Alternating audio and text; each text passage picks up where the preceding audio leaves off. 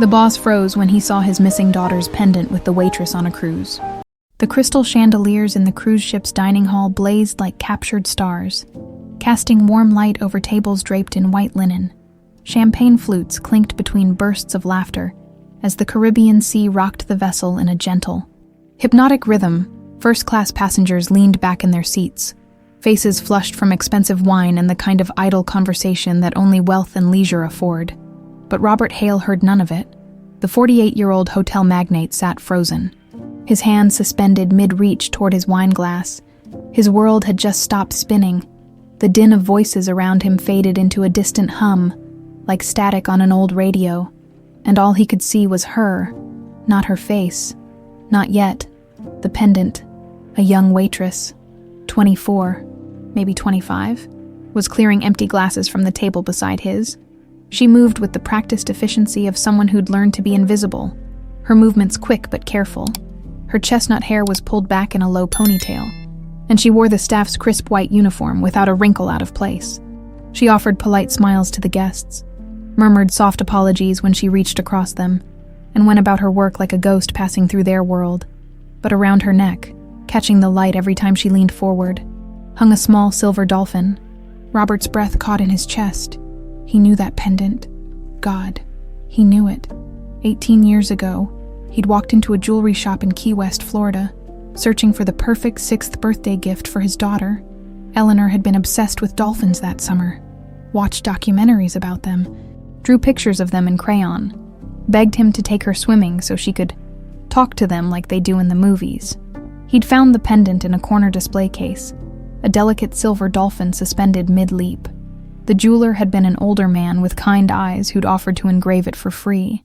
Robert had known exactly what to write. "For my Eleanor, who will always swim free, Dad." He'd clasped it around her neck 2 weeks before she vanished. 2 weeks before his entire world shattered into pieces so small he'd never managed to put them back together. Now, sitting in this floating palace of indulgence, Robert felt his hands begin to tremble. The wine glass slipped from his fingers, tipping over in slow motion. Red wine spread across the white tablecloth like blood, but he barely noticed. The young waitress turned at the sound, her eyes widening slightly. "Oh, I'm so sorry, sir. Let me clean that up right away." She hurried over, pulling a cloth from her apron pocket. But Robert couldn't tear his gaze from the pendant. His heart hammered against his ribs. It couldn't be. It was impossible. He'd searched every database, every missing children's registry, every hospital and morgue in a 6-state radius. He'd hired private investigators who'd turned up nothing. He'd offered rewards that would have made most people wealthy for life. Nothing. 18 years of nothing. "That pendant," Robert heard himself say, his voice coming out rough and strangled. "Where did you get it?" The waitress paused mid-wipe, her hand going instinctively to the dolphin at her throat. She looked surprised, maybe even a little uncomfortable. It's been mine since I was a kid, sir. I don't really remember how I got it." She offered an uncertain smile. "I just know I've always had it." Robert's vision blurred. He blinked hard, trying to focus. The pendant was exactly the same size, the same design, the same delicate chain, but he needed to be sure. He needed to see the inscription, Could I see it? Just for a moment? The request was too intimate, too strange. He could see the confusion flickering across her face, the way her body language shifted slightly, putting distance between them. But something in his expression, maybe the raw desperation he couldn't hide, made her hesitate. "I suppose, just for a second." She leaned closer, lifting the pendant away from her collarbone so he could see it. Her fingers were slender and work-worn, the nails cut short and practical. As she turned it over, Robert felt his throat close up completely. There, engraved in letters so small you'd need reading glasses to make them out. "For my Eleanor, who will always swim free." "Dad." The room tilted. Robert gripped the edge of the table to keep from falling out of his chair. 18 years. 18 years of searching hospital records and scrolling through faces of unidentified children. 18 years of waking up in cold sweats, seeing Eleanor's face in every crowd, every playground, every school photo that crossed his desk. 18 years of guilt that ate at him like acid. Guilt for not being home that day, for traveling to Chicago on business while his 6-year-old daughter played in a park under his sister's watch. "Sir, are you all right?" The waitress's voice pulled him back. She was looking at him with genuine concern now, the pendant still clutched in her fingers. "What's your name?" Robert managed to whisper. "Mia, sir. Mia Turner. Turner, not Hale." But the surname didn't matter. People changed names. Documents got forged. Identities got erased. What mattered was the pendant. What mattered was the way she tilted her head slightly when she spoke, just like Susan used to do. What mattered was the small beauty mark just beside her left eyebrow, exactly where Eleanor's had been. What mattered was that his daughter, his Eleanor, might be standing right in front of him, serving wine to strangers and apologizing for existing. Robert had lost everything in the span of 2 years. First Susan, his wife of 10 years, killed in a car accident when Eleanor was 5. He'd barely had time to process that grief, to help his daughter understand why Mommy wasn't coming home. Before the second blow landed 1 year later, during a business trip, he tried to cancel 3 times. He got the call. His younger sister Patricia had been watching Eleanor at the park. She'd looked away for just a moment. That's what she'd said through hysterical sobs. And Eleanor was gone. Just gone.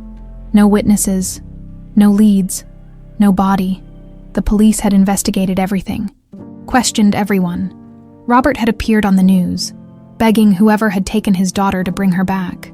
Patricia had been destroyed by guilt, had started drinking heavily, spiraling into a depression she'd never really climbed out of. The family fractured. Robert threw himself into his work, building a hotel empire as if success could somehow fill the Eleanor-shaped hole in his chest. It couldn't. Nothing could. Until now. Until this moment. On a cruise ship in the middle of the Caribbean, where a young woman named Mia Turner stood holding his daughter's pendant like it was the most ordinary thing in the world.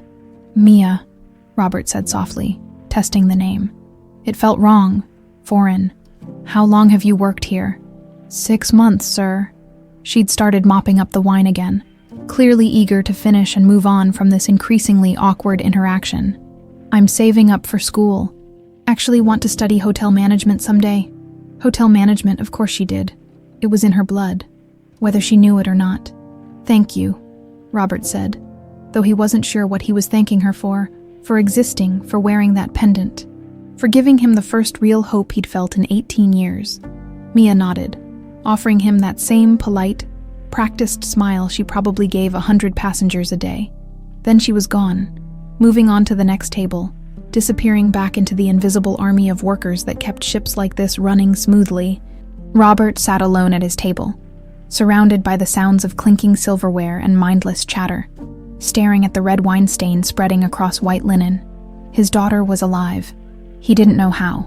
He didn't know where she'd been, or what she'd endured. He didn't know who'd taken her, or why she couldn't remember. But he knew, with a certainty that burned in his chest like a star going supernova, that Mia Turner was Eleanor Hale, and he was going to prove it. Robert didn't sleep that night. He lay in his luxury suite, staring at the ceiling while the ship rocked gently beneath him. Every time he closed his eyes, he saw that pendant swinging in the chandelier light, saw Eleanor's face, 6 years old, gap-toothed, laughing, superimposed over Mia's features. The resemblance was there if you knew where to look. The shape of her nose, the way her eyes crinkled slightly at the corners when she smiled, that beauty mark. But 18 years changed a person, turned a child into a stranger. At 5:30 in the morning, Robert gave up on sleep entirely.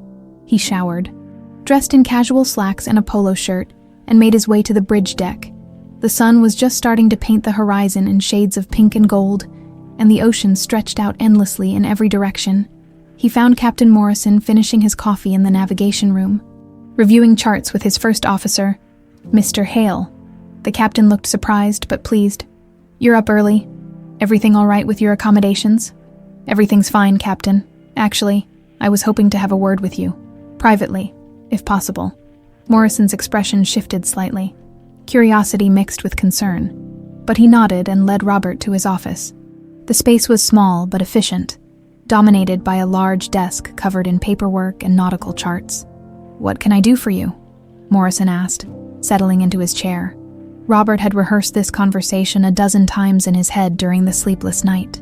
He needed information, but he couldn't come across as obsessive or creepy. Couldn't raise red flags that might make the captain contact authorities or, worse, alert Maya that someone was asking about her. One of your wait staff, Maya Turner. She mentioned she's interested in hotel management. I run a chain of boutique hotels, and I'm always looking for promising candidates for our training program. The lie came easily. Robert had spent decades in business. He knew how to make fiction sound like fact. I was hoping to review her employment file. Background, references, that sort of thing. Morrison's shoulders relaxed. This was a request he understood. Wealthy passenger potentially offering a staff member a better opportunity. Nothing sinister about it. That's very generous of you, Mr. Hale. Let me pull up her file. He turned to his computer, fingers clicking across the keyboard. Robert's heart hammered so hard he was sure Morrison could hear it. Here we are, Mia Turner, 24 years old, hired 6 months ago through our New Orleans recruitment office. Morrison scrolled through the information. Says here she grew up in Louisiana. No next of kin listed. Previous employment mostly restaurant work. Nothing in the hospitality industry. But her references are solid. Says she's a hard worker. Never misses shifts. Keeps to herself mostly. No next of kin. The words hit Robert like a punch to the gut. Any information about her family, parents, siblings? Morrison scanned the screen again. Just lists orphanage under childhood residence. Saint. Catherine's home for children in Baton Rouge. Nothing else. Robert's mouth went dry. An orphanage in Louisiana. Hundreds of miles from Chicago where Eleanor had vanished. Is that everything? That's all that's in the system. Morrison closed the file and looked at Robert with a mixture of sympathy and professional caution. Mr. Hale, I should mention that employee privacy is something we take seriously. If you'd like to discuss a job opportunity with Mia, I'd be happy to arrange a meeting through proper channels. Of course, I appreciate your help, Captain. Robert left the office with his mind racing. Louisiana, an orphanage. No memory of her family. The pieces were starting to form a picture, but it was incomplete, frustrating, like a puzzle with half the pieces missing. He needed more than ship records. He needed proof. By mid-morning, Robert had made 2 phone calls from his suite. The first was to his assistant back in New York, instructing her to clear his schedule for the next 2 weeks. The second was to Marcus Webb, a private investigator who'd done work for Robert's company before, background checks on potential business partners, due diligence on property acquisitions, discreet, thorough, and expensive. Marcus, I need you on the next flight to Miami. There's a cruise ship, the Caribbean Majesty, docking there in 4 days. I need you on board before then. What's the job? I'll brief you when you arrive. But Marcus, Robert's voice dropped, this is personal, and it stays between us. No one else can know. There was a pause on the other end of the line. Marcus had worked for Robert long enough to know when something was serious. Understood. I'll be there. The next challenge was approaching Mia without seeming like a creep. Robert spent the day observing her from a distance, watching how she moved through the dining hall during lunch service, noting her patterns and routines. She was good at her job, efficient, friendly without being overly familiar, the kind of employee who anticipated needs before they were voiced. She was also clearly used to being invisible. Robert saw how passengers looked right through her, how they handed her dirty plates without making eye contact, how they snapped their fingers when they wanted more wine. It made something twist painfully in his chest. His daughter, if she truly was his daughter, had spent years learning to disappear in plain sight. That evening, Robert requested a table in Mia's section for dinner. When she approached with the wine list, he saw the flicker of recognition in her eyes. Surprised that the man from yesterday was back, requesting her service specifically. "Good evening, Mr. Hale," she said with professional courtesy. "Can I start you off with something to drink? The sommelier recommended a Pinot Noir yesterday. What would you suggest?" She relaxed slightly, falling into the familiar territory of menu recommendations as she described various options. Robert watched her face, searching for Eleanor in every expression. The way she gestured with her hands when she got enthusiastic about a particular vintage, the slight tilt of her head when she considered his questions. Susan used to do that, tilt her head just that way when she was thinking. "The Pinot sounds perfect," Robert said. And Mia, I'd appreciate your recommendations for the meal as well. You seem to know the menu better than most." A genuine smile broke across her face. Not the professional one she gave everyone, but something real. "The sea bass is incredible tonight. Chef really outdid himself. Then I'll trust your judgment." Throughout the meal, Robert found small ways to engage her in conversation. Asked about her favorite wines, whether she preferred working on the ship or on land, what had drawn her to the idea of hotel management. Each question was carefully calibrated, friendly enough to seem like normal small talk, but designed to extract information. She answered carefully at first, clearly surprised by the attention, but gradually, she warmed up, told him about always loving the idea of travel, of seeing new places, about how working on the ship let her save money faster than any land-based job could. "I never really had stability growing up," she admitted during one exchange, her fingers unconsciously going to the dolphin pendant. "So I guess I'm trying to build it for myself now, get an education, find a real career, maybe have a place that's actually mine someday." Robert's hands tightened around his wine glass. He wanted to tell her right then, "You have a place, you have a home, you have a father who never stopped looking." But he forced himself to stay calm. "That's admirable," he said instead. "Building something from nothing takes real strength." When she left to attend to other tables, Robert pulled out his phone and opened an encrypted messaging app. Marcus had arrived in Miami and would board the ship tomorrow as a passenger. The next message was brief but critical. "Need DNA sample from subject discrete collection only. Results ASAP." The reply came within seconds. "Understood." Robert left a generous tip that night, $200 on a $70 meal. When Mia saw it, her eyes went wide with shock. She looked at him questioningly, and he just smiled. "For the excellent recommendations. And Mia, you're going to do great things, I can tell." She thanked him, still stunned. And Robert walked away, feeling the weight of everything pressing down on his shoulders. 48 hours until the DNA results would come back. 48 hours of not knowing for certain whether hope was real, or if he was losing his mind.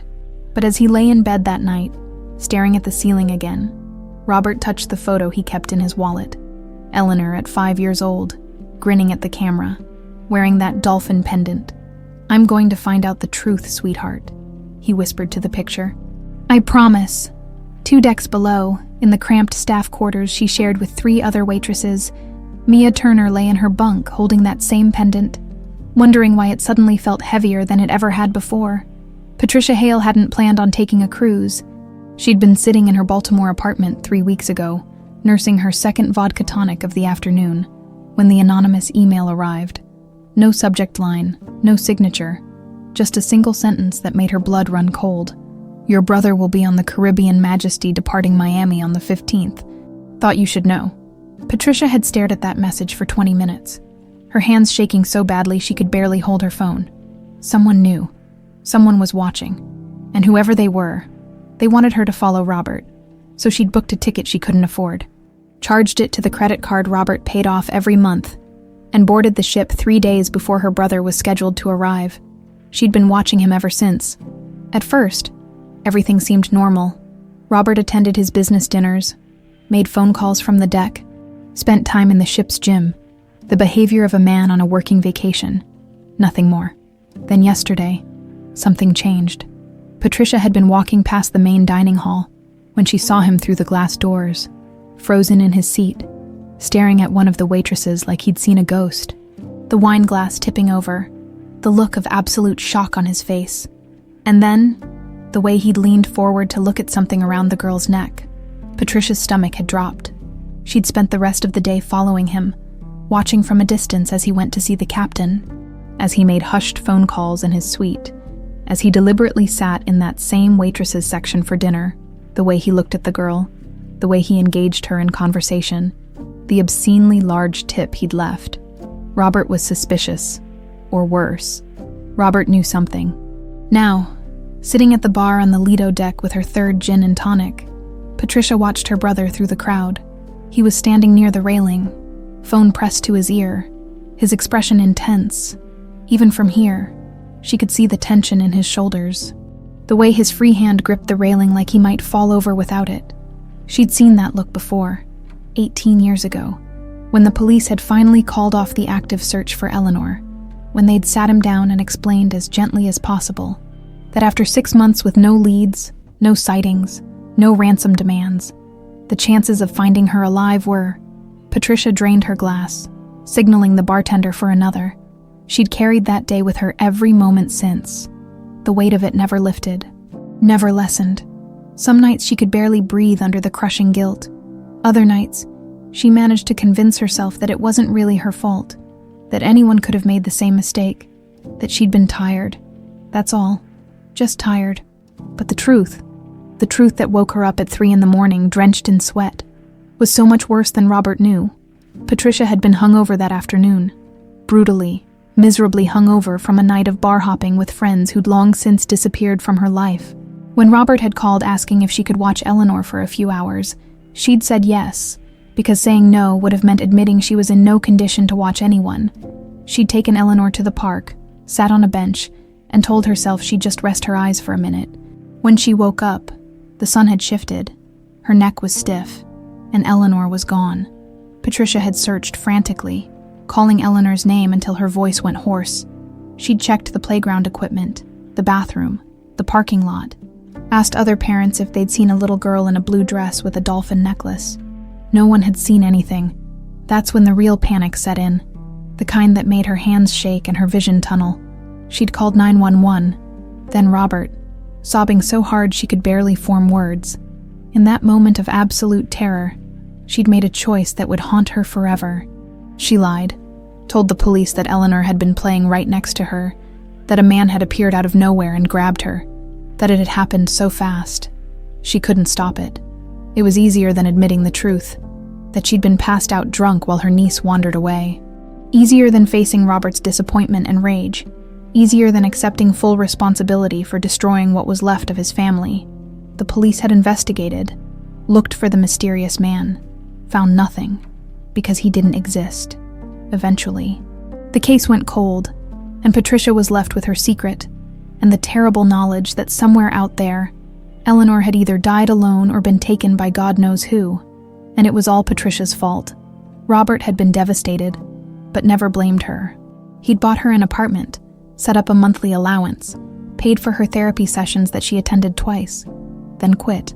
His kindness made the guilt worse somehow. If he'd screamed at her, hit her, cut her off completely, maybe she could have processed it.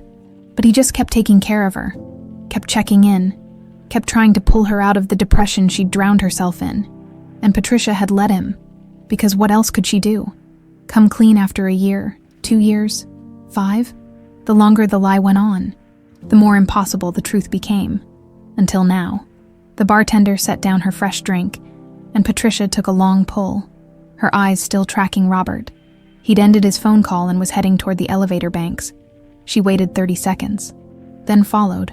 She needed to know what he knew, needed to know what had triggered that look yesterday.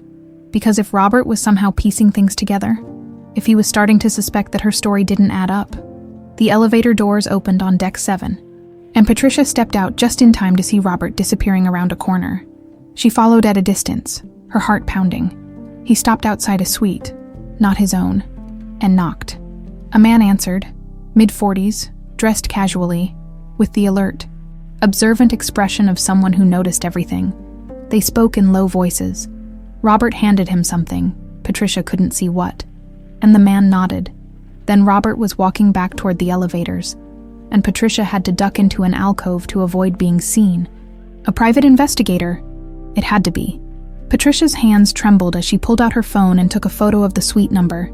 She had contacts from her years of bad decisions and worse company, people who could find out who was staying in that room, what Robert had hired him to do. But she already knew, didn't she? Deep down, she knew. That waitress, the one Robert couldn't stop staring at, there was something about her that had triggered him, and now he was investigating. And if he found out... Patricia made her way down to the crew areas. Using the excuse that she'd gotten lost looking for the spa, she wandered the corridors until she found the staff cafeteria, then lingered outside, pretending to be confused about directions. That's when she saw her, the waitress from yesterday. Sitting alone at a corner table, eating what looked like leftover pasta. She was younger than Patricia had realized, mid-20s, with delicate features and dark hair pulled back in a ponytail, pretty in an understated way, and around her neck, a silver dolphin pendant that caught the fluorescent lights. Patricia felt like she'd been punched in the stomach. No, it couldn't be. It was impossible. 18 years, hundreds of miles away. A different name, a different life. But the pendant, that specific pendant, Patricia remembered it because she'd been with Robert when he bought it, had watched him agonize over the engraving, had seen the joy on Eleanor's face when he'd clasped it around her neck. Patricia's vision blurred. She reached out to steady herself against the wall, her mind racing through possibilities and impossibilities. If that girl was Eleanor, if somehow, against all logic and reason, she was alive, the girl looked up suddenly, as if sensing she was being watched. Her eyes met Patricia's, and for just a moment, Patricia saw something familiar in those features, the shape of Susan's eyes, Robert's stubborn chin, the way Eleanor used to tilt her head when she was confused. Patricia turned and walked quickly away, her heart hammering. She made it to a staff bathroom and locked herself in a stall, breathing hard, fighting the urge to vomit. This couldn't be happening. Not now. Not after 18 years of carefully maintained lies and self-medication and learning to live with what she'd done. She pulled herself together, splashed water on her face, and made a decision. She needed to get between Robert and that girl. Needed to sow doubt, create distance, do whatever it took to keep the truth buried where it belonged. That evening, Patricia positioned herself in the corridor near the crew quarters, waiting. Just after 10 o'clock, the waitress appeared, still in her uniform, looking exhausted. "Excuse me," Patricia said, stepping forward with what she hoped was a friendly smile. "You're Mia, right? From the dining room." The girl stopped, surprised. "Yes, ma'am. Can I help you with something? I wanted to talk to you about my brother." "Robert Hale." Patricia watched her face carefully. "I noticed he's been paying quite a bit of attention to you." Mia's expression shifted, confusion mixed with something that might have been embarrassment. "He's just been friendly, ma'am. Nothing inappropriate." "Oh, I'm sure.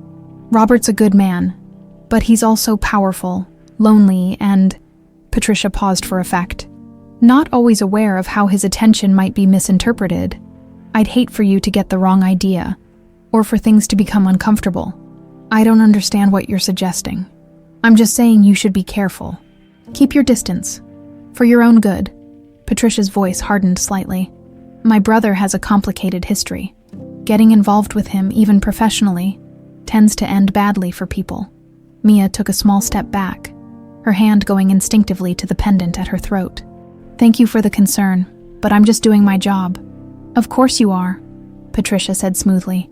"I just thought you should know." She walked away, leaving Maya standing in the corridor looking troubled and confused. It wasn't much, but it was a start. Plant seeds of doubt, make the girl wary, give herself time to figure out what to do next. Back in her cabin, Patricia poured herself a vodka from the minibar and sat on the edge of the bed, staring at nothing. 18 years of running from the truth, and it had somehow found her anyway. Robert's phone buzzed at 6:47 a.m. He was already awake, had been for hours, lying in the darkness of his suite watching the ceiling fan rotate in lazy circles. The message was from Marcus Webb, just 2 words. "Results in." Robert's heart stopped, then started again with a painful thud. He sat up, fumbling for his reading glasses on the nightstand. His hands shook as he opened the encrypted email attachment Marcus had sent. The lab report filled his screen, pages of technical jargon and genetic markers that meant nothing to him. He scrolled frantically, searching for the only thing that mattered. Found it at the bottom of page 3. Probability of paternity. 99, then 97%. The phone slipped from Robert's hands. For a moment, he couldn't breathe, couldn't think. The room seemed to tilt and spin around him, and he had to grip the edge of the mattress to keep from falling. 18 years. 18 years of searching and praying and bargaining with a God he wasn't sure he believed in. 18 years of false leads and crushing disappointments and slowly, agonizingly learning to live with a hole in his chest where his daughter used to be. And now this. 3 numbers and a decimal point that changed everything. Eleanor was alive. His baby girl. The one who used to fall asleep on his chest while he read her bedtime stories. who'd insisted on wearing her princess costume to the grocery store, who'd looked up at him with complete trust and asked if dolphins could really understand humans, was alive. She was serving drinks on a cruise ship. She went by a different name. She had no memory of him or Susan or the life she'd been stolen from. But she was alive, and she was here, and Robert felt something crack open inside his chest that he'd kept locked and buried for nearly 2 decades. He fell to his knees on the plush carpet of his suite and wept. The sobs came from somewhere deep and primal, a place he'd locked away the day the police told him they were scaling back the search. He pressed his fists against his eyes like a child, his whole body shaking, making sounds he'd never made before. Grief and relief and rage and joy all tangled together until he couldn't tell one from the other. Eleanor. His Eleanor. How long he stayed there, he didn't know. Eventually, the tears subsided into hiccuping breaths, then just exhaustion. Robert pulled himself up, staggered to the bathroom and splashed cold water on his face. The man staring back at him in the mirror looked 10 years older than he had yesterday. Eyes red-rimmed and haunted, but also, for the first time in 18 years, alive with purpose. He picked up his phone and called Marcus. "Tell me how," Robert said without preamble. "Tell me how this is possible." Marcus's voice was calm. "Professional. I've already started digging into her background. The records are thin, but here's what I've got. Mia Turner was found wandering alone in Louisiana 3 months after your daughter went missing. She was taken to St. Catherine's Home for Children in Baton Rouge. 3 months. Robert's voice cracked. Where was she for 3 months? Unknown. The police report from when she was found says she was malnourished, dehydrated, and suffering from what appeared to be trauma-induced amnesia. She couldn't, or wouldn't speak for several weeks. Couldn't tell them her name. Where she came from. What had happened to her. Robert closed his eyes, imagining his 6-year-old daughter lost and terrified for 3 months. The thought made him physically ill. Did they try to identify her? Run her through missing persons databases? They did. But here's the thing. She was found 800 miles from Chicago. Local authorities focused their search on Louisiana and surrounding states. Your daughter's case was registered with NCMEC, but in 2007, the databases weren't as interconnected as they are now. Add in the fact that she couldn't speak, couldn't confirm any details. Marcus paused. She fell through the cracks. Robert felt rage building alongside the grief. Someone took her. Someone had her for 3 months, then abandoned her. That's the working theory. But Robert, there's something else you need to know. I tracked down a woman who worked at St. Catherine's when Mia was brought in. She remembers the case because of how unusual it was. What did she say? She said the girl wasn't found by police or social services. She was dropped off at the orphanage by a woman who claimed she'd found the child wandering near a bus station. The woman gave a fake name, refused to provide identification, and left before they could ask too many questions. Robert's blood ran cold.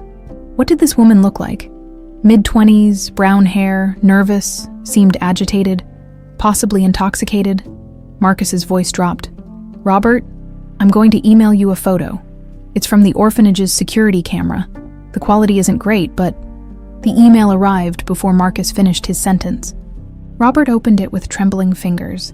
The image was grainy, black and white. Time-stamped October 15, 2007. A woman stood at what appeared to be a reception desk. Her face turned partially away from the camera, but enough was visible. The profile of her face, the way she held her shoulders, the nervous gesture of tucking hair behind her ear. Patricia. The phone slipped from Robert's hand again. He stared at the photo, his mind refusing to process what his eyes were seeing. His sister, his baby sister, who'd sobbed in his arms after Eleanor disappeared, who'd blamed herself for looking away for just a moment, who'd lived off his guilt money for 18 years. Patricia had found Eleanor, had known she was alive, and had abandoned her at an orphanage 800 miles from home. The rage came then, pure and white-hot. Robert swept everything off the desk in his suite. Laptop, papers, coffee cup, all of it crashing to the floor. He wanted to scream, to break something, to find Patricia right now and... No, he forced himself to breathe. To think. Rage wouldn't help Eleanor. Rage wouldn't give him back the 18 years they'd lost. He needed to be smart about this, Needed to understand why before he did anything else. His phone buzzed again. "Marcus? You still there?" Robert picked up the phone with shaking hands. "I need you to find out everything. Where Patricia was during those 3 months. Bank records, credit card statements, phone records if you can get them. Everything." "Already on it, Robert." Marcus hesitated. "What are you going to do?" "I don't know yet. But Marcus, this stays between us until I figure it out. No one else can know. Not yet." After he hung up, Robert sat in the wreckage of his suite and tried to make sense of it all. Patricia had been driving Eleanor somewhere. Or maybe she'd been with whoever took Eleanor. Something had happened. The person had abandoned both of them. Patricia had found Eleanor wandering alone. The details were still murky. But one thing was crystal clear. His sister had chosen to leave Eleanor in that orphanage instead of bringing her home. Why? The question consumed him. Fear of prosecution? Shame? Something darker he couldn't begin to imagine. A knock at the door startled him. Robert looked at his watch. 8:30 a.m. He wasn't expecting anyone. He opened the door to find a steward holding a vacuum cleaner, looking apologetic. "So sorry to disturb you, Mr. Hale. I heard a crash and wanted to make sure everything was all right." Robert glanced back at the mess he'd made. "I'm fine, just clumsy this morning. Could you come back in an hour?" "Of course." "Sir." After the steward left, Robert cleaned up the worst of it himself, needing something to do with his hands. His mind kept circling back to the same questions. Did Patricia know who Mia really was? Had she recognized her? Was that why she was on this ship? That last thought made him pause. Patricia showing up on this cruise hadn't been a coincidence. She must have known he'd be here. But how? He'd only decided to take this trip 3 weeks ago, and he hadn't told her about it. Someone had tipped her off. But who? Robert's phone buzzed again. A text from an unknown number. "She's been watching you. Thought you should know." Robert stared at the message, his pulse quickening. He tried to call the number back, but it went straight to a generic voicemail. He texted back, "Who is this? What do you know?" No response. Robert spent the rest of the morning trying to distract himself with work emails, but it was useless. His mind was consumed with Eleanor, with Mia, with the impossible reality that his daughter was 2 decks below him right now, probably setting up for the lunch service. Completely unaware that her entire world was about to change, he wanted to run to her immediately, wanted to take her by the shoulders and say, "I'm your father. I never stopped looking for you. You're safe now." But he couldn't. Not yet. She had no memory of him, no context for this revelation. If he rushed in without a plan, he could traumatize her all over again. Instead, Robert decided he needed to see her. Just see her, now that he knew the truth with absolute certainty. He made his way down to the promenade deck where crew members often took their breaks, found a quiet corner where he could observe without being obvious. And there, sitting alone on a bench overlooking the ocean, was Mia. She'd changed out of her uniform into jeans and a simple white t-shirt. Her hair was down now, blowing slightly in the sea breeze. She was reading something on her phone, occasionally looking up at the water with an expression Robert recognized. The look of someone who felt more at home watching the horizon than being surrounded by people. Eleanor had always loved the ocean, even as a toddler. She'd been mesmerized by it, as if sensing his gaze. Mia looked up, their eyes met across the deck. For a long moment, neither of them moved.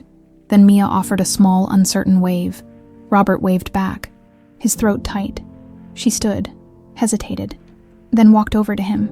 "Mr. Hale, enjoying the cruise?" "Robert, please, and yes, it's been illuminating." Mia smiled, but there was something troubled in her eyes. "Can I ask you something? It might be weird." "Of course. That pendant you asked about." "The dolphin. You said you wanted to see it. And you looked like..." She struggled for words. "Like it meant something to you." "Why?" Robert's heart hammered. This was his chance. To tell her everything. To end this charade. But looking at her confused, vulnerable expression, he couldn't do it. Not yet. Not like this. "I had one just like it once," he said softly. "Gave it to someone very important to me. Seeing yours brought back memories." "What happened to the person you gave it to?" Robert's eyes burned. "I lost her. A long time ago." Mia touched the pendant instinctively. "I'm sorry." They stood in silence. watching the waves, neither of them knowing that everything was about to change, that the truth, once started, couldn't be stopped. Mia couldn't shake the conversation with Robert Hale. She'd gone back to her cabin after their brief encounter on the deck, but sleep wouldn't come. Instead, she lay in her narrow bunk, staring at the metal ceiling, turning the dolphin pendant over and over between her fingers. I gave it to someone very important to me. The sadness in his voice had been so raw, so genuine, and the way he'd looked at her, not like the other passengers who saw right through her, but like he was trying to memorize her face, like she mattered. Mia had learned early in her life at St. Catherine's not to get attached to maybes and what-ifs. The nuns had been kind but practical.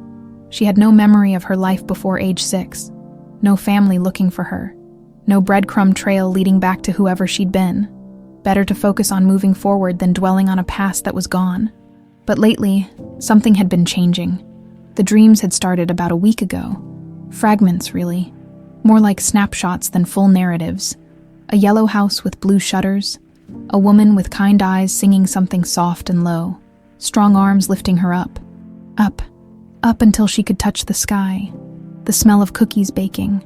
The sound of wind chimes. And always, the ocean. At first, Mia had dismissed them as her brain manufacturing memories, filling in blanks with generic imagery from movies and TV shows. That's what the therapist at St. Catherine's had told her years ago. The mind doesn't like empty spaces, so it invents things to fill them. But these dreams felt different. They felt real. Now, lying in her bunk at 2 a.m., Mia closed her eyes and let herself sink into the fragments. The woman's voice became clearer. Not just singing, but singing a specific song. Something about stars and dreams and being loved. The strong arms had a scent, cedar and coffee. The yellow house had a red mailbox with a dent on one side. Details her imagination shouldn't be able to conjure. Mia sat up abruptly, her heart racing. Her roommate Sarah mumbled something in her sleep and rolled over but didn't wake. Mia grabbed her phone, pulled on a sweatshirt over her pajamas, and slipped out of the cabin. The crew corridors were dimly lit this time of night, emergency lighting casting everything in shades of amber. Mia made her way up to the crew deck, a small outdoor area where staff could grab fresh air away from passengers. It was deserted at this hour. She sat on one of the metal benches and pulled up a browser on her phone. Her fingers hovered over the search bar. She'd done this before, dozens of times over the years. Searched for Missing Children, Louisiana 2007, or Unidentified Child Found Baton Rouge, or variations thereof. Never found anything that led anywhere. But this time, she tried something different. This time, she searched. Missing child dolphin necklace. The results loaded, and Mia's breath caught. The first hit was an archived news article from the Chicago Tribune, dated November 2007. Local businessman's daughter still missing after 3 months. Mia clicked on it with trembling fingers. 6-year-old Eleanor Hale disappeared from Lincoln Park on August 12, 2007, while under the supervision of a family member, despite extensive searches and a $500,000 reward offered by her father, prominent hotel developer Robert Hale.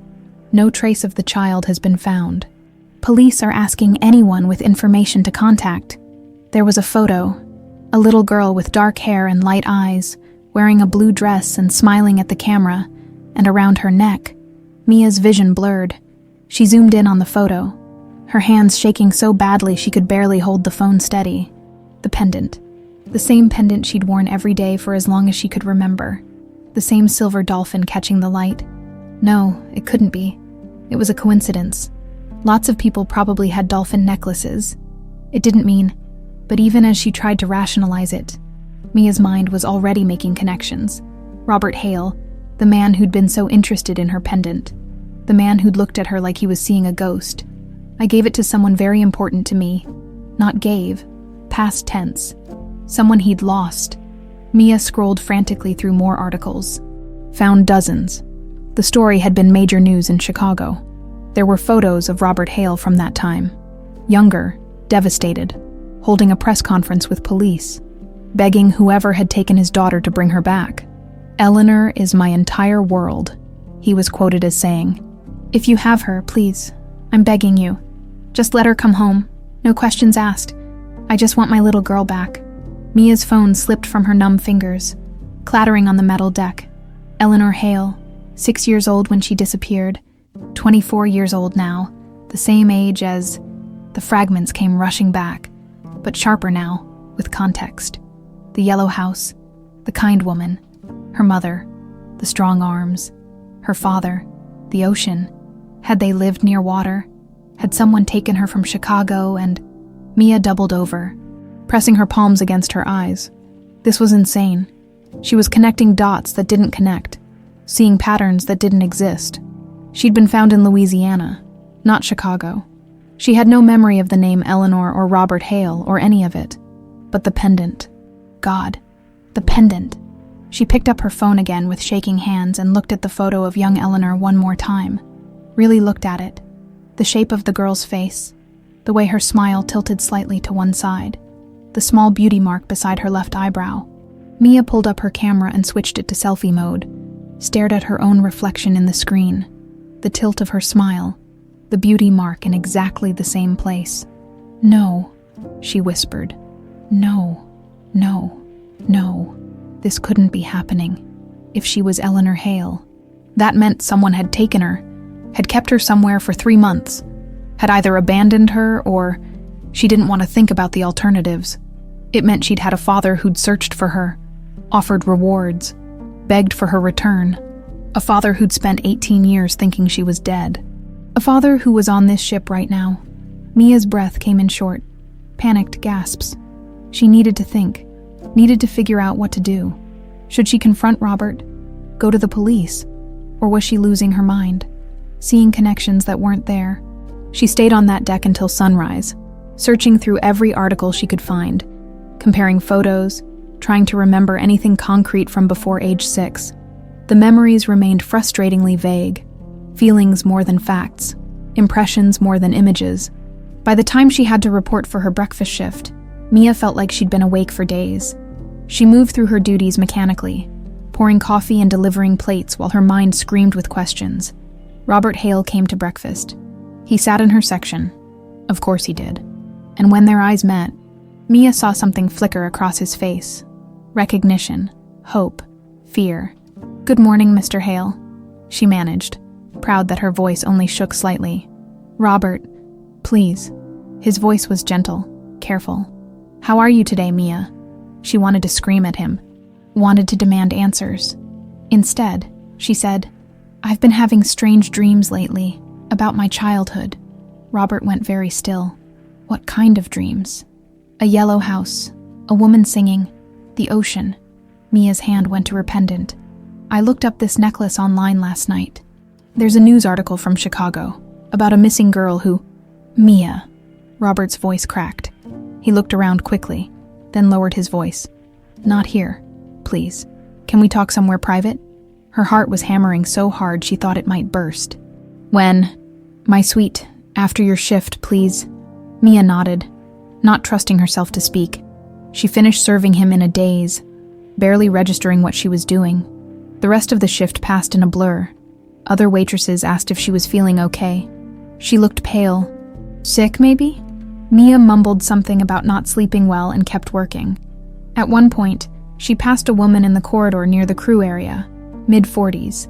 Brown hair, something haggard about her expression. The woman stared at Mia with an intensity that made her skin crawl, then hurried away. Something about her felt familiar, but Mia couldn't place it. By the time her shift ended at 2 o'clock, Mia had convinced herself 3 times to skip the meeting, and 3 times talked herself back into going. She needed answers, deserved them, even if those answers terrified her.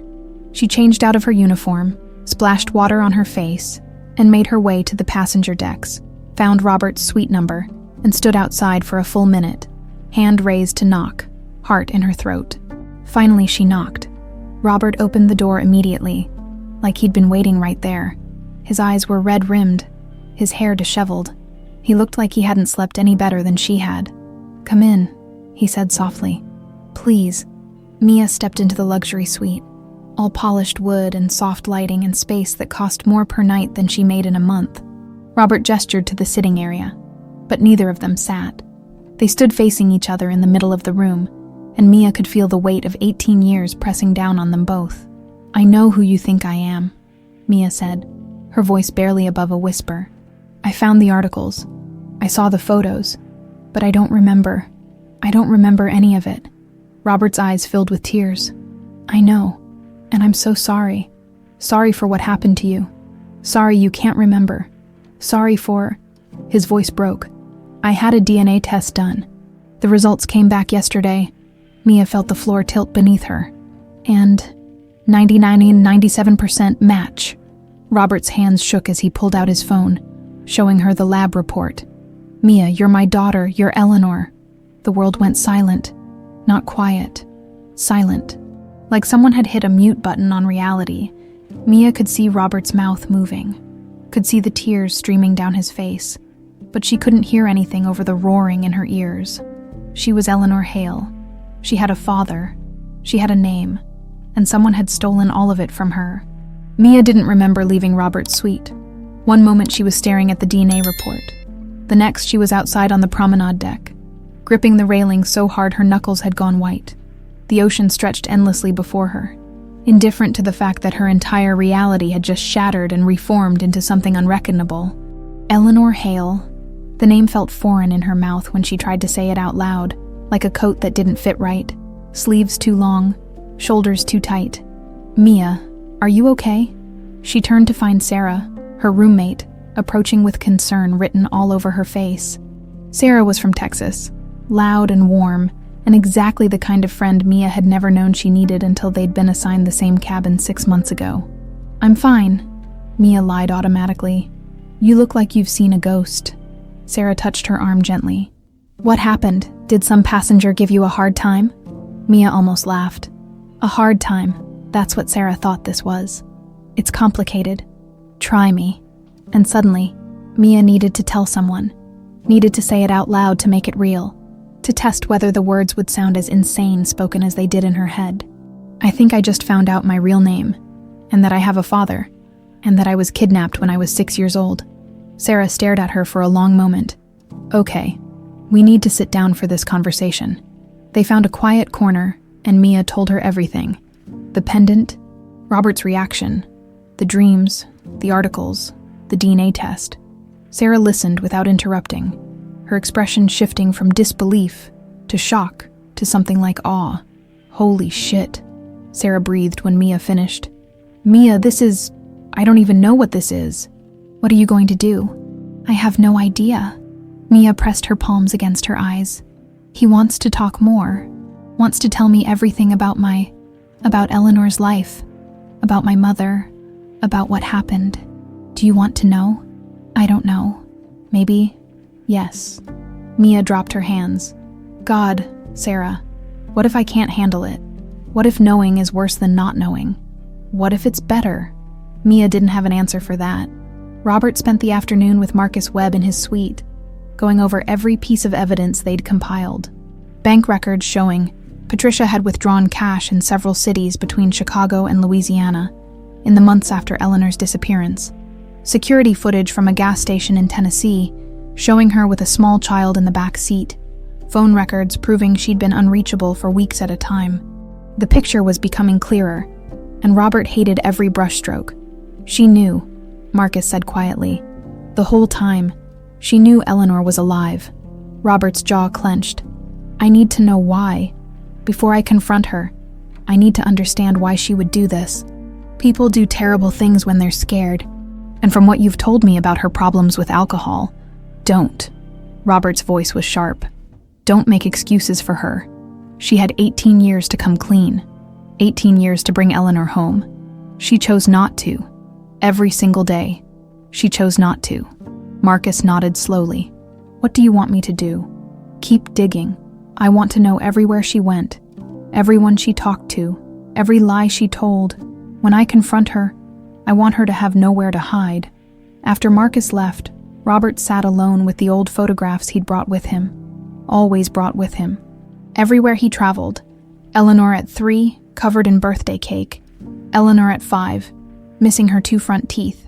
Eleanor at 6, wearing that dolphin pendant and grinning at the camera like the whole world was hers to explore. He traced his finger over that last photo, over the face that was now Mia's face, aged and changed but still fundamentally his daughter. His phone buzzed, a text from an unknown number again. "She's planning something. Watch your back."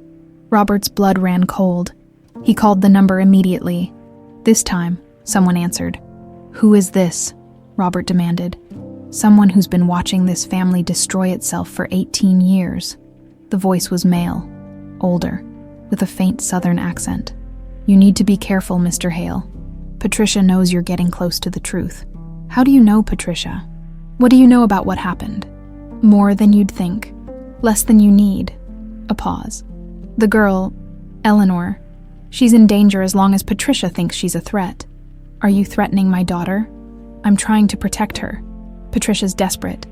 And desperate people do stupid things. Just watch her and keep Eleanor close." The line went dead. Robert immediately called ship security, requesting that they keep an eye on Patricia's movements. Then he texted Mia, "Please be careful. Stay in public areas." "I'll explain soon." Patricia knew she was running out of time. She'd seen Robert and that investigator huddled together, seen the way they looked at paperwork and whispered urgently. She'd watched Robert text that girl, Eleanor. God, it was really Eleanor. Multiple times throughout the day. He knew, or he was very close to knowing. Patricia sat in the ship's bar, nursing her 4th gin and tonic, her mind racing through options that were all bad. She could jump ship at the next port, but Robert would find her. She could confess everything, but then she'd lose everything. Her apartment, her stipend, possibly her freedom. She could try to convince Robert it wasn't what it looked like, but what possible explanation would justify what she'd done? The truth was, there was no good way out of this. There never had been. From the moment she'd woken up in that park 18 years ago to find Eleanor gone, every choice she'd made had been another nail in her coffin. "Ms. Hale." Patricia looked up to find a ship's officer standing beside her table. Young, professional, uncomfortable. "Yes. The captain would like a word with you. If you could come with me, please." Patricia's stomach dropped. "What's this about?" "The captain will explain."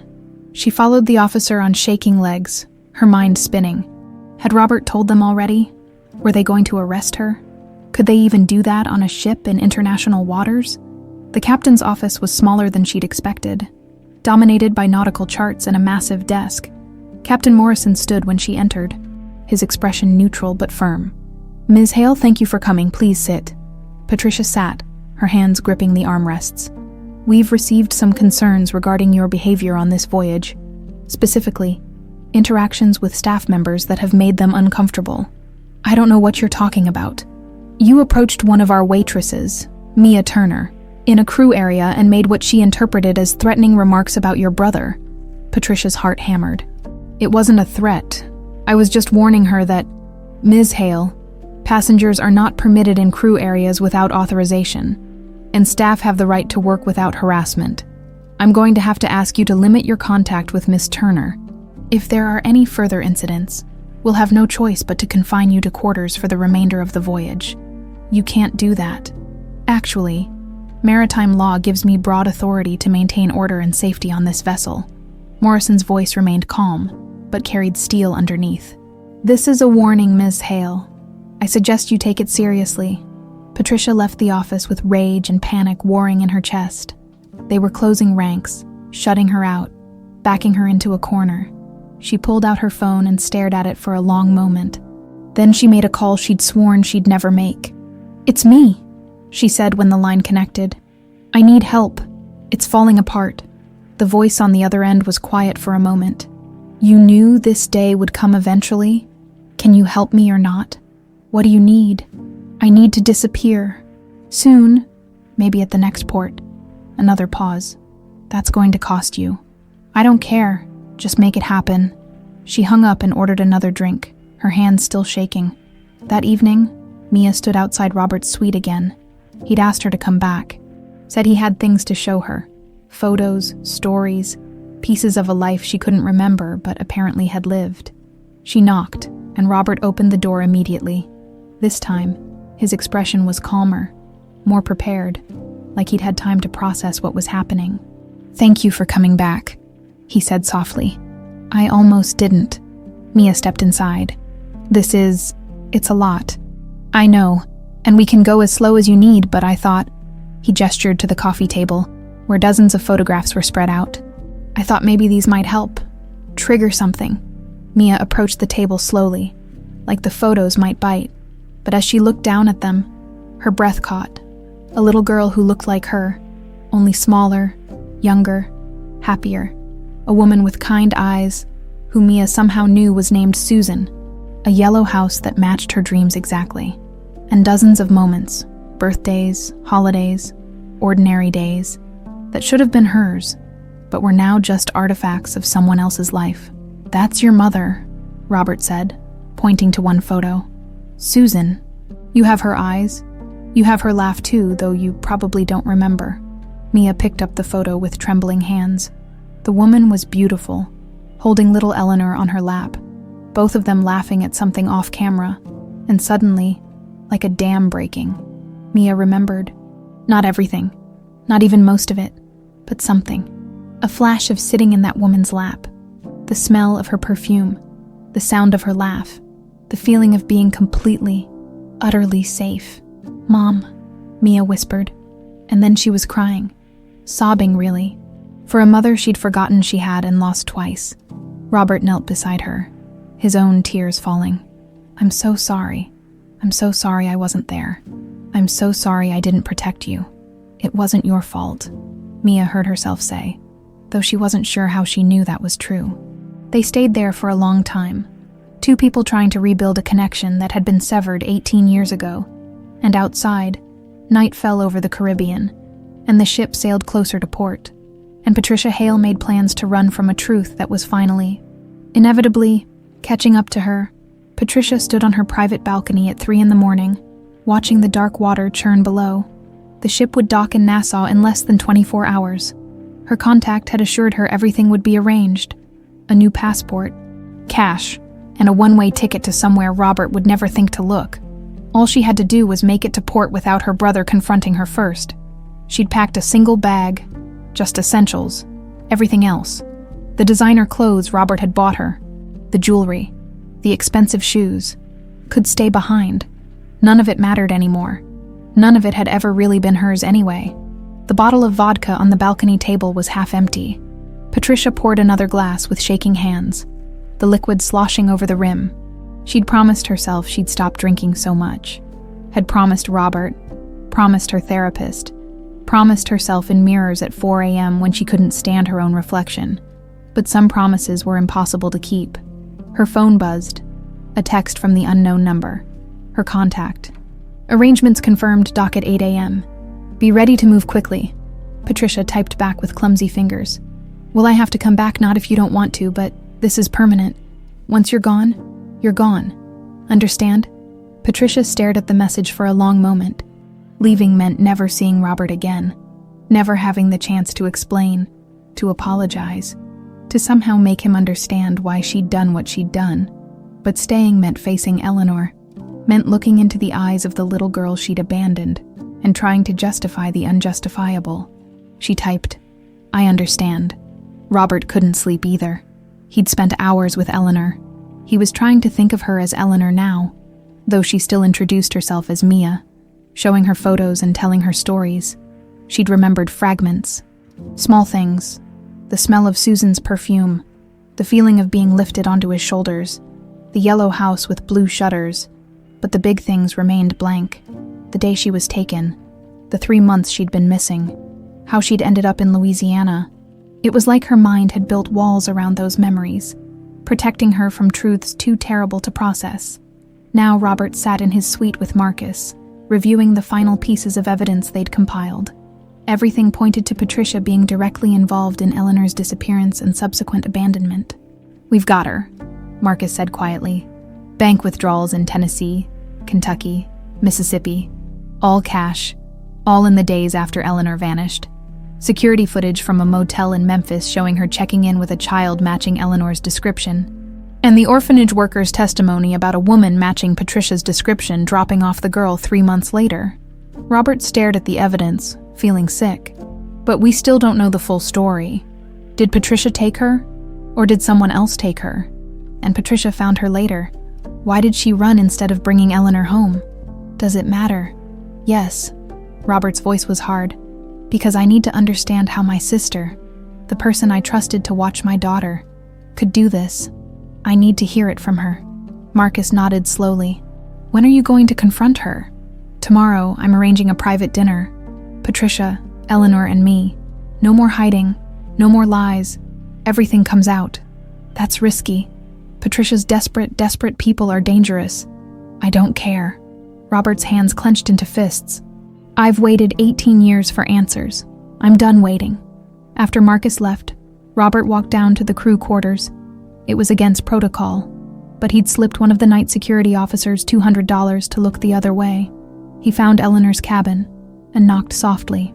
She opened the door in pajamas, her hair down, looking younger and more vulnerable than she did in her uniform. Robert, what's wrong? I need to tell you something about tomorrow.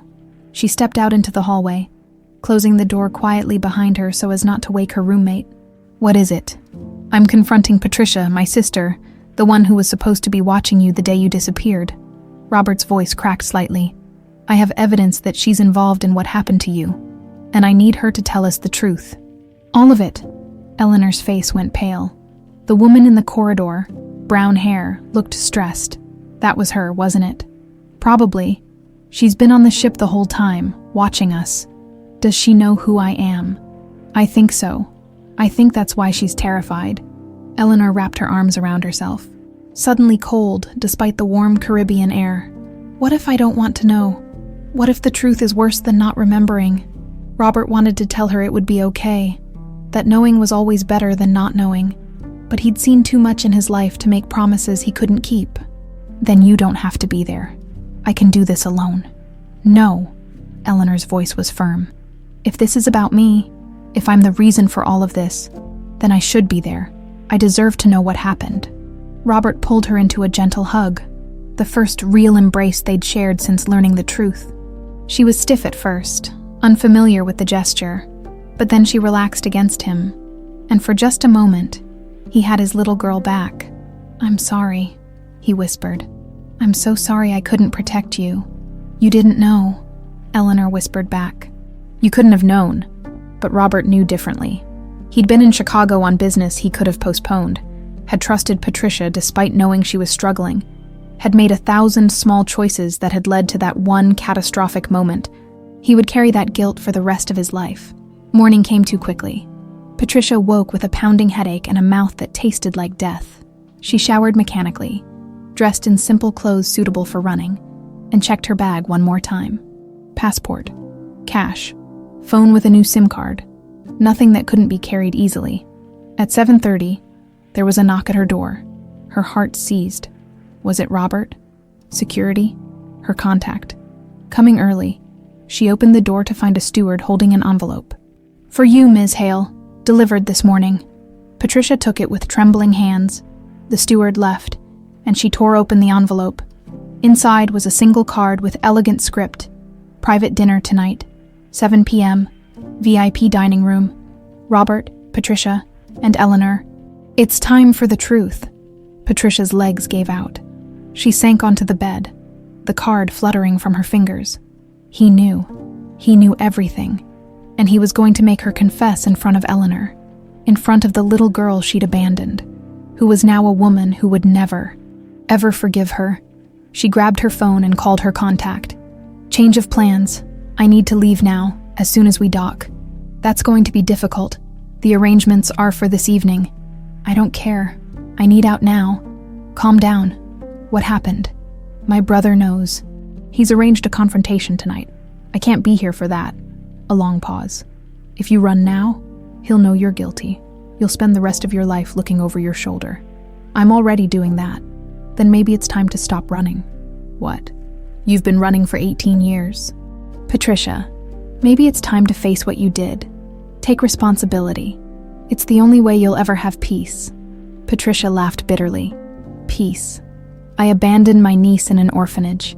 I let my brother suffer for 18 years thinking his daughter was dead. There's no peace after that. Maybe not. But there might be something better than this. Better than living in fear and drinking yourself to death. Patricia hung up. She sat on the bed for a long time, staring at nothing, her mind going in circles. She could run, should run. It was the smart thing, the survival thing. But another part of her, the part that had been drowning in guilt and alcohol for nearly 2 decades, was tired of running. Maybe it was time to face the storm. Eleanor spent the day in a daze. Going through her shift on autopilot, passengers complained about slow service, but she barely heard them. Her mind was stuck on tonight, on seeing Patricia, on learning what had really happened 18 years ago. Sarah covered for her when she messed up orders, touched her arm reassuringly whenever she looked like she might fall apart. "You don't have to do this," Sarah reminded her during their afternoon break. "You can walk away. Let Robert handle it." "I can't," Eleanor said quietly. "I need to know. I need to hear it from her." At 6:30, Eleanor changed into the nicest clothes she owned, a simple blue dress she'd bought at a thrift store for crew formal nights. She stared at herself in the mirror, touching the dolphin pendant.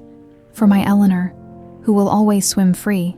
She wasn't sure she'd ever been free. Not really. For 18 years, she'd been trapped by missing memories, by questions without answers, by the feeling that something fundamental was wrong with her life. Tonight, maybe, she'd finally break free. She made her way to the VIP dining room at 10 to 7. Robert was already there, standing by the windows, looking out at the Nassau Harbor lights in the distance. He turned when he heard her enter, and his expression softened. "You came. I almost didn't. I'm glad you did." They stood together in silence, waiting. At exactly 7 o'clock, the door opened. Patricia walked in, and for the first time in 18 years, all 3 of them were in the same room. The reckoning had begun. Patricia looked worse than Eleanor had ever seen anyone look. Her hair was unwashed, pulled back in a messy ponytail. Dark circles hung beneath her eyes like bruises. Her hands trembled as she clutched her purse, knuckles white, and she reeked of alcohol barely masked by perfume. But it was her eyes that struck Eleanor most. Hollow, haunted, like someone who'd already died inside and was just waiting for her body to catch up. "Sit down, Patricia," Robert said, his voice carefully controlled. Patricia's gaze flickered between Robert and Eleanor, landing on the younger woman with something like horror and recognition mixed together. "You know," Patricia whispered. "You both know. Sit. Down." Patricia sank into a chair like her strings had been cut. Eleanor remained standing, frozen by the doorway, suddenly unsure if she could actually go through with this.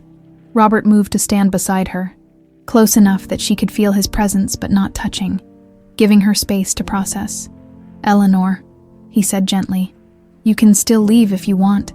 You don't owe anyone your presence for this." But Eleanor shook her head. She'd come this far. She needed to hear it.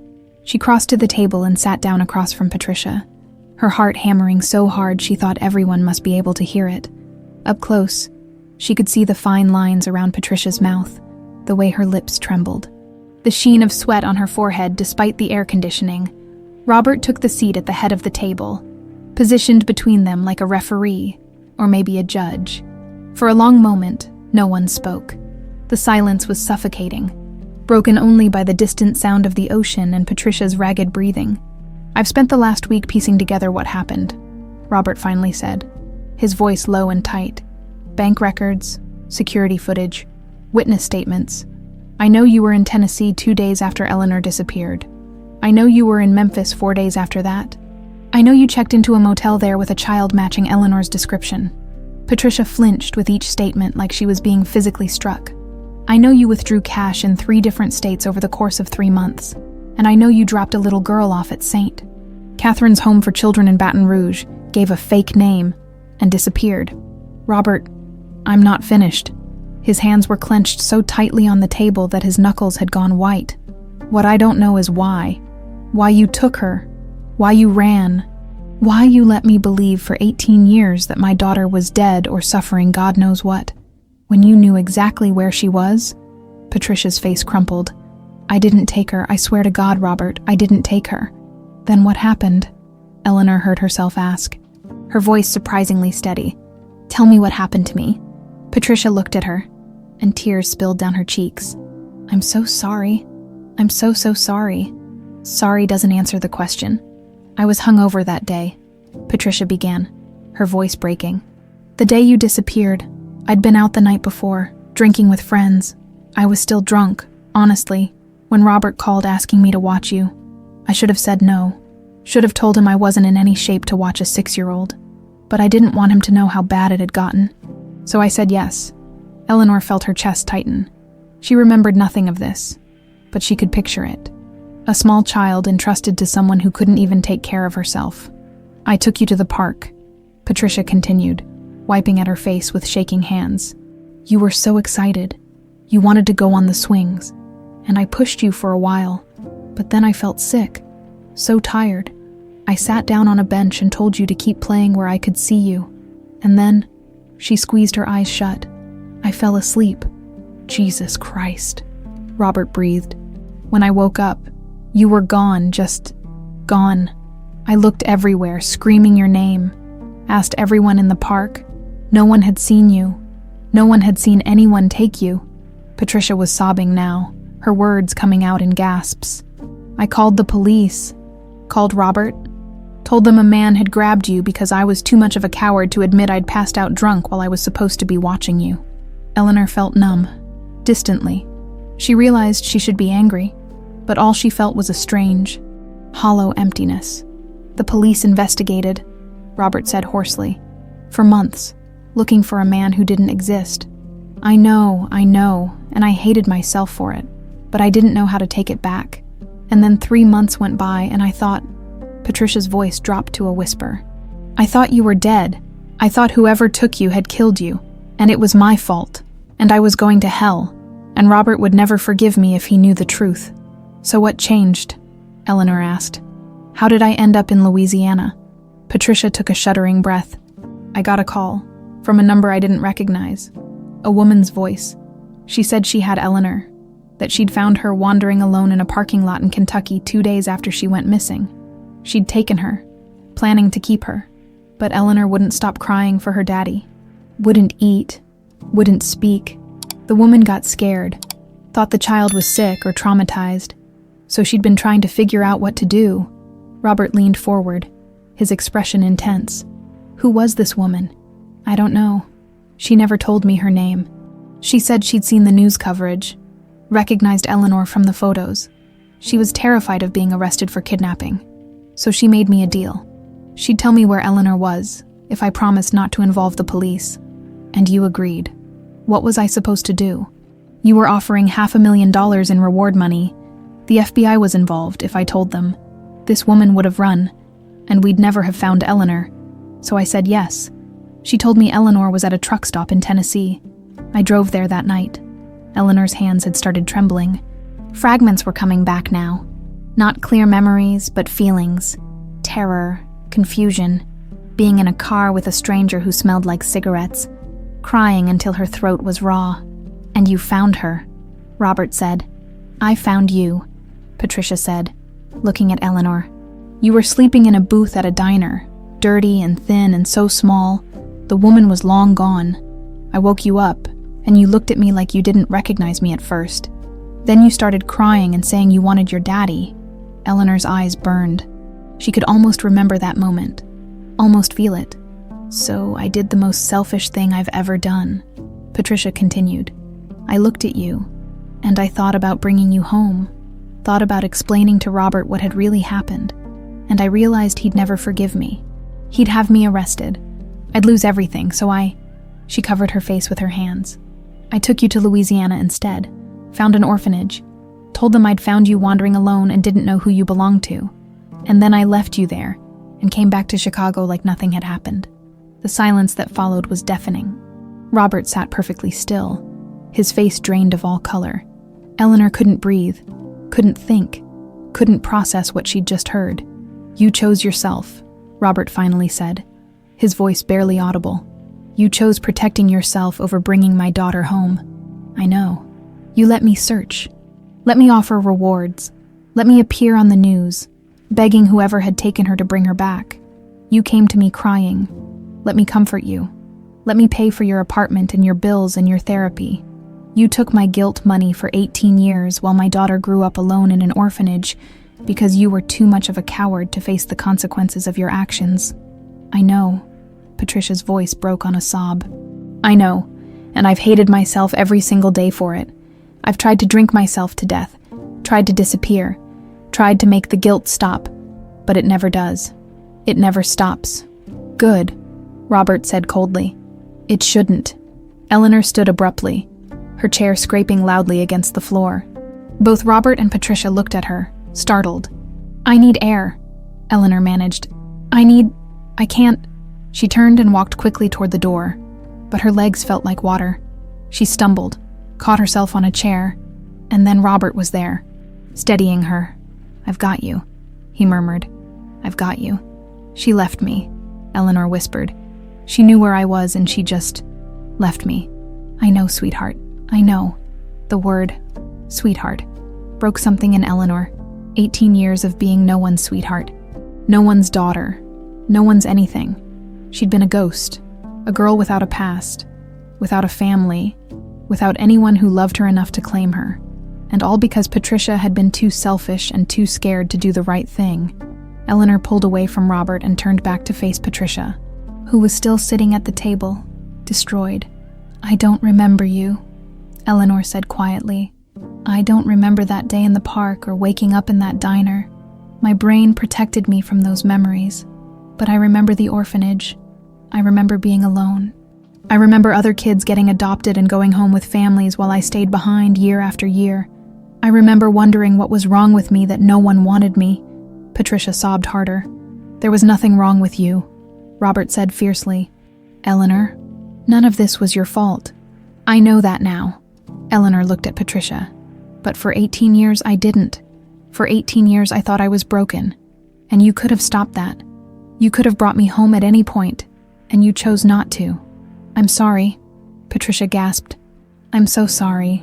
Sorry doesn't give me back my childhood.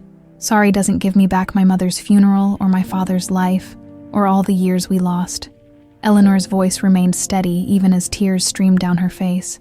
Sorry is just a word. Robert moved to stand beside Eleanor, and when he spoke, his voice carried a weight she'd never heard before. You'll face consequences for this, Patricia. Legal consequences. I'm contacting the authorities as soon as we dock tomorrow. I don't know what charges will stick after all this time, but I'm going to make sure they try. Patricia nodded, defeated. I know, but more than that, you're going to live with knowing what you did. You're going to live with the fact that you destroyed 3 lives because you were too drunk and too cowardly to do the right thing. That's your punishment. That's your hell. He took Eleanor's hand, the first time he'd done so, and led her toward the door. Wait, Patricia called out. Eleanor, please, I know I don't deserve it, but is there any chance you could ever forgive me? Eleanor stopped at the door and looked back. Patricia sat alone at that table, small and broken and pathetic. Part of Eleanor wanted to feel satisfaction at seeing her destroyed, but mostly, she just felt tired. I don't know, Eleanor said honestly. Maybe someday, but not today, not for a long time. Then she and Robert walked out together, leaving Patricia alone with her confession and her guilt, and the truth that had finally, devastatingly, come to light. Eleanor made it halfway down the corridor before her legs gave out completely. She collapsed against the wall, sliding down until she was sitting on the plush carpet, her whole body shaking. The confession replayed in her mind in an endless loop. I fell asleep. I was too drunk. I left you there. I chose myself. Robert knelt beside her immediately, not touching but close enough that she could feel his presence. Breathe, he said softly. Just breathe, Eleanor. You're okay. You're safe now. But Eleanor didn't feel safe. She felt like she was drowning, like the 18 years of not knowing had suddenly been replaced with the crushing weight of knowing too much. She'd spent her entire adult life imagining scenarios. Maybe her parents had died. Maybe they'd been too poor to keep her. Maybe they'd loved her. But circumstances had torn them apart. Never had she imagined this. That someone had simply chosen convenience over doing the right thing. That her entire childhood had been sacrificed on the altar of someone else's cowardice. I can't, Eleanor gasped. I can't process this. It's too much. I know, God, Eleanor. I know. She looked up at him. This man who was her father, but still felt like a stranger, and saw tears streaming down his face too. His pain mirrored hers, amplified by 18 years of searching and hoping and slowly dying inside. "You looked for me," she whispered. "All those years. You never stopped. Never. Not for a single day." Something broke open in Eleanor's chest. Not the bad kind of breaking, the kind that lets light in. She reached out, and Robert took her hand, and suddenly they were both crying, holding on to each other like drowning people holding on to driftwood. "I'm so sorry," Robert sobbed. "I should have been there. I should have canceled that trip. I should have known Patricia wasn't capable." "Stop." Eleanor's voice was firm, despite the tears. "You didn't know. You couldn't have known. This isn't your fault. But I'm your father. I was supposed to protect you. You were in Chicago. You were working. You trusted your sister." Eleanor squeezed his hand. "The only person responsible for what happened is Patricia. She made those choices, not you." They stayed there in the corridor for a long time. Two people piecing together a relationship that had been shattered before it could fully form. Crew members passed by occasionally, offering concerned looks, but Robert waved them away. This moment, this broken, raw, honest moment, was more important than propriety. Eventually, Eleanor's breathing steadied. The shaking stopped. She looked at Robert, really looked at him, and saw past the expensive clothes and the authority and the money. Saw just a man who'd loved his daughter with everything he had, and never stopped loving her, even when hope seemed impossible. "Tell me about her," Eleanor said quietly. "About my mom. About Susan." Robert's expression softened, pain mixing with something like joy at the request. "She was incredible, smart, funny, stubborn as hell." He smiled through his tears. "She was a teacher, 2nd grade, loved kids, obviously. She had this laugh that could fill a whole room. And she loved you so much, Eleanor. You were her whole world. What happened to her? Car accident. A drunk driver ran a red light when you were 5. Robert's voice caught. She died instantly. I tried to explain it to you, but you were so young. You kept asking when Mommy was coming home, and I didn't know how to make you understand that she wasn't." Eleanor touched the dolphin pendant at her throat. "Did she like dolphins too? She loved them. Used to say they were the smartest creatures in the ocean, that they could sense when people needed help and would guide them to safety." Robert's eyes were distant, remembering. "When we bought you that pendant, she said it was perfect because you were just like a dolphin. Smart, playful, always swimming toward the light." The memories were coming back in fragments now, sharper than before. A woman singing, arms that smelled like vanilla, a gentle voice reading bedtime stories. Not complete memories, but impressions, feelings, the ghost of what had been. "I wish I could remember her better," Eleanor whispered. "We have photos, videos. I kept everything." Robert's voice was urgent now. "Your room. I kept your room exactly the way it was. All your toys, your books, your clothes. I couldn't bear to change it. I know that probably sounds crazy, but it doesn't sound crazy." Eleanor felt tears welling up again. "It sounds like love." Robert pulled her into a proper embrace then, and this time Eleanor didn't hesitate. She wrapped her arms around him and let herself be held by her father for the first time in 18 years. He smelled like expensive cologne and coffee, and his heartbeat was steady and strong against her ear. "I've got you now," he murmured into her hair. "I've got you, and I'm never letting go again. Never." They stayed like that, until a crew member politely informed them that they really needed to clear the corridor. Robert helped Eleanor to her feet, and they made their way back to his suite. Inside, Robert poured them both glasses of water, and they sat on the couch, the coffee table still covered in photographs from earlier. "What happens now?" Eleanor asked. "With Patricia."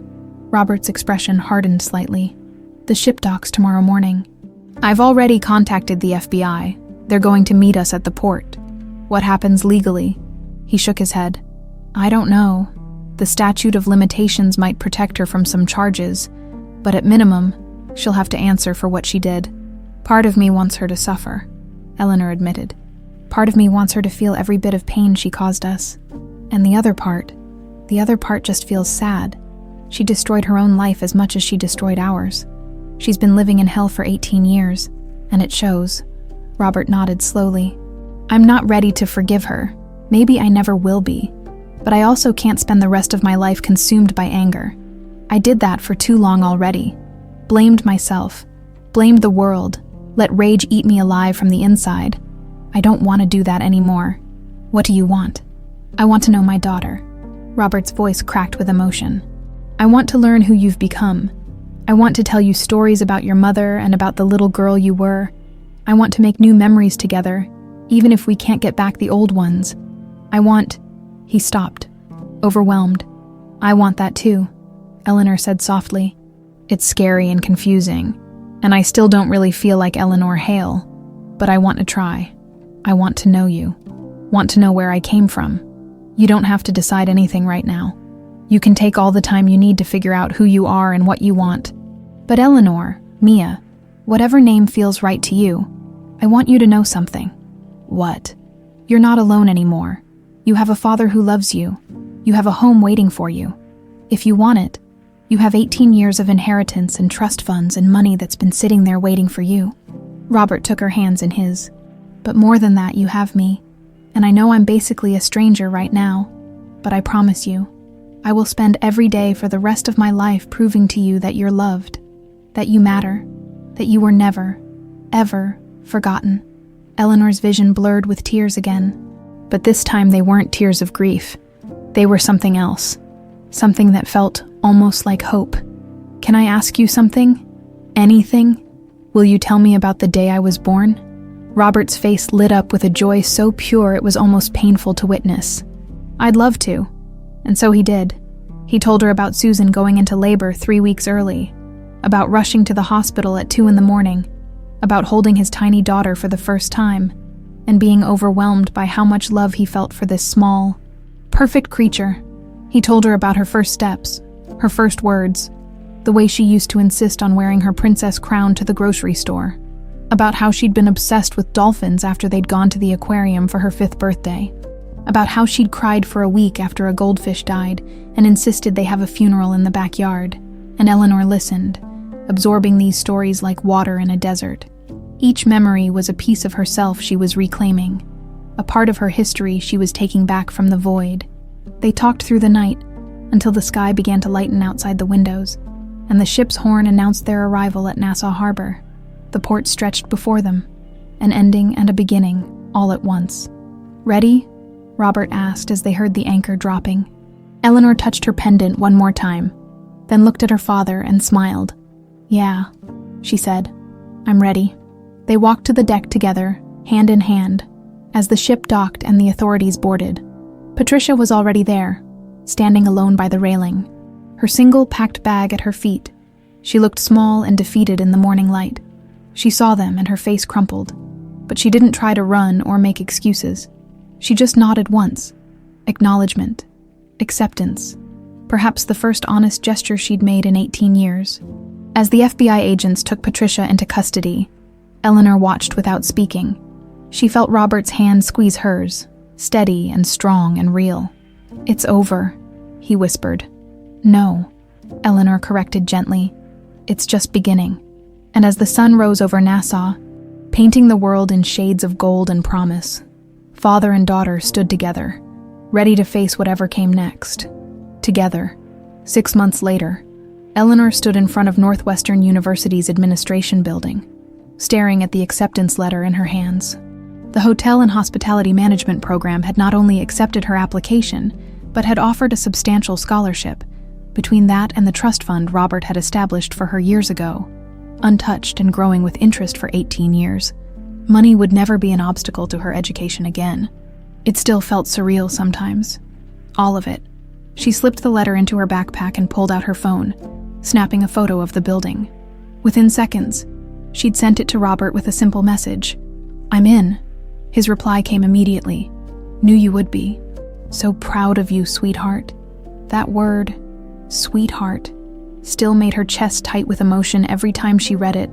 6 months, and she was still getting used to being someone's daughter, someone's family, someone who mattered.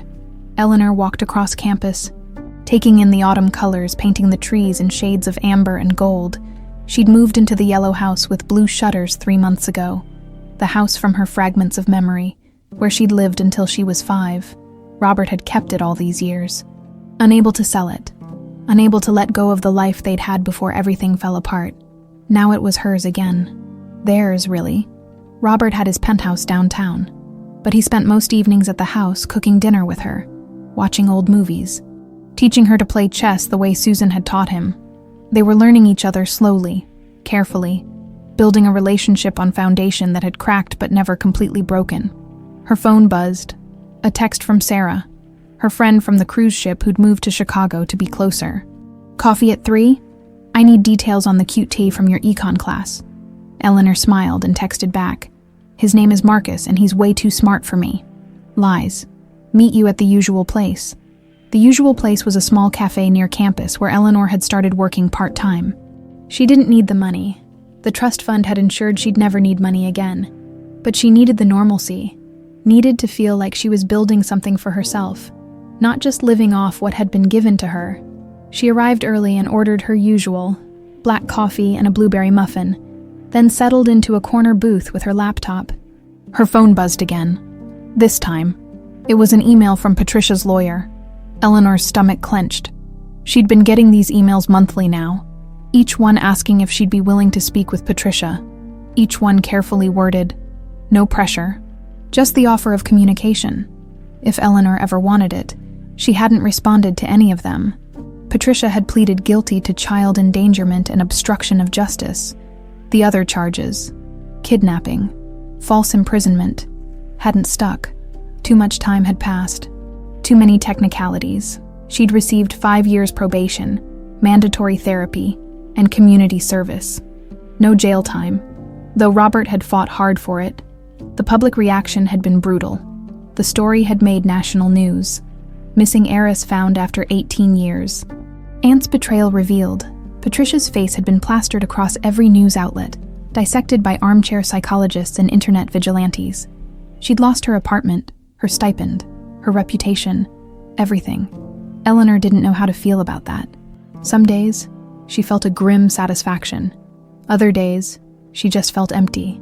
She closed the email without responding and opened her social media. Instead, her account was private now.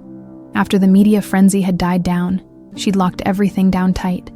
But she still posted occasionally, photos of campus, of her coffee, of the life she was building. Today's post was simple. A photo of the acceptance letter with the caption, "New chapter." Literally. The comments came quickly. Robert had commented first. He'd learned to use Instagram specifically to stay connected with her, with a string of celebration emojis. Sarah had written, "Yes, girl, get it." Even Marcus Webb, the private investigator turned unexpected family friend, had liked the post. There she is, the college girl. Eleanor looked up to find Sarah sliding into the booth across from her, grinning widely. Sarah had left the cruise ship life and gotten a job managing a boutique hotel downtown. They'd stayed close, bonded by shared experience and genuine friendship. "How does it feel?" Sarah asked. "Weird? Good weird, but still weird." Eleanor took a sip of her coffee. "Like I keep waiting for someone to tell me this isn't real, that I'm actually still in that crew cabin, dreaming. It's real, babe. You earned this." "Did I? Or did I just get lucky that my biological father happens to be rich?" Sarah reached across the table and squeezed her hand.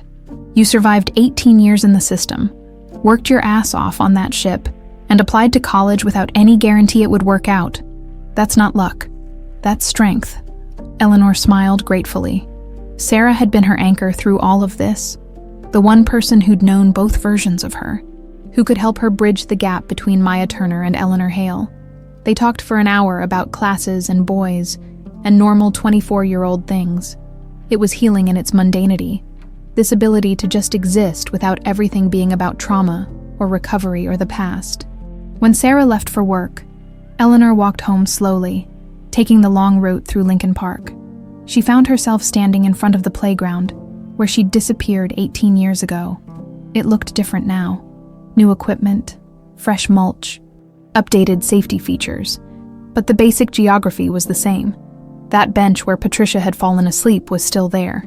Eleanor stood looking at it for a long time, trying to feel something.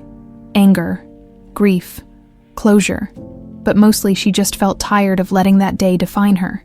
She'd spent 6 months in therapy working through the trauma, the abandonment, the loss. She'd cried and raged and slowly, painfully, started to heal. Now she was ready to move forward. She pulled out her phone and opened the email from Patricia's lawyer. Took a deep breath, typed, "I'm not ready to talk yet. Maybe someday. But I want you to know that I'm okay. I'm building a life. And it's a good life. Tell her that. Tell her I'm okay." She hit send before she could second-guess herself, that evening. Eleanor and Robert cooked dinner together. A ritual they'd established early on. Tonight was chicken piccata, one of Susan's recipes that Robert had kept in a worn cookbook with notes in the margins in her handwriting. "I got my acceptance letter today," Eleanor said as she squeezed lemon over the chicken. Robert nearly dropped the pan he was holding. "Northwestern, Eleanor. That's incredible. Why didn't you tell me immediately? I kind of wanted to process it first, make sure it felt real." "And does it?" Eleanor smiled. "Yeah, it really does." They ate dinner on the back porch, watching the sun set over the neighborhood. The yellow house with blue shutters felt like home now. The photos on the walls, her as a baby, Susan smiling, Robert young and happy, no longer felt like artifacts from someone else's life. They were her history, reclaimed and integrated. "I sent a message to Patricia's lawyer today," Eleanor said as they cleared the dishes. Robert paused. "What did you say?" "That I'm not ready to talk to her yet, but that I wanted her to know I'm okay." Robert set down the dishes he was holding and pulled Eleanor into a hug. "That's very generous of you. I'm not doing it for her. I'm doing it for me, so I can let go of the anger, so I can move on. Your mother would be so proud of you," Robert whispered. "She always said forgiveness was the hardest kind of strength. I never really understood what she meant until now." They finished cleaning up in comfortable silence, then moved to the living room where Robert had laid out more photo albums. A new ritual, slowly filling in Eleanor's missing years through pictures and stories. Tonight's album was from Eleanor's 4th birthday party. There she was, tiny and gap-toothed, covered in chocolate cake, surrounded by other children. And there was Susan, laughing, her arm around Robert, both of them looking at their daughter with such obvious love, it made Eleanor's heart ache. "I wish I could remember this," Eleanor said softly, touching the photo. "Maybe that's okay. Maybe making new memories is just as important as recovering old ones." Eleanor looked at her father, because that's what he was now, not just Robert but Dad, a title she'd started using about a month ago, and felt the last pieces of herself clicking into place. She wasn't just Maya Turner, the orphan with no past. She wasn't just Eleanor Hale, the lost girl from the news. She was both and neither. She was herself, forged from trauma and resilience and the stubborn refusal to let her story be defined by what had been taken from her. "Dad," she said, trying out the word again, still getting used to how it felt. "Yeah, sweetheart. Thank you. For never giving up. For still loving me even when you didn't know where I was." Robert's eyes filled with tears. "That's the thing about love, Eleanor. Real love doesn't have an off switch. It doesn't expire. Your mother taught me that. And even when I thought you were gone, that love never died. It just waited." They sat together as darkness fell outside, looking through photos and sharing stories. Two people slowly stitching together the fabric of a family that had been torn but never destroyed. Later that night, Eleanor stood on the porch alone, looking up at the stars. She touched the dolphin pendant at her throat, her talisman, her anchor, the single thread that had connected her past to her present. She thought about Patricia, about forgiveness, about the long road ahead. She thought about Northwestern and new beginnings. She thought about Sarah and friends and the normal life she was building. She thought about her mother, gone but never forgotten, living on in recipes and stories and the genetic echo of her smile. And she thought about Robert, about the man who'd searched for 18 years and never stopped hoping, who'd held onto a yellow house and a daughter's room and a love that refused to die. The ocean was hundreds of miles away, but Eleanor could almost hear it, could almost feel it calling her home the way dolphins called to each other across vast distances, guided by instinct and love and the unbreakable bonds of family. "Do you know why dolphins always find their way home, Dad?" she'd asked him last week. Why's that, sweetheart? Because the ocean never forgets who it loves. Eleanor smiled at the memory, at the truth of it. The ocean never forgot, and neither had her father. She was home now, finally, impossibly.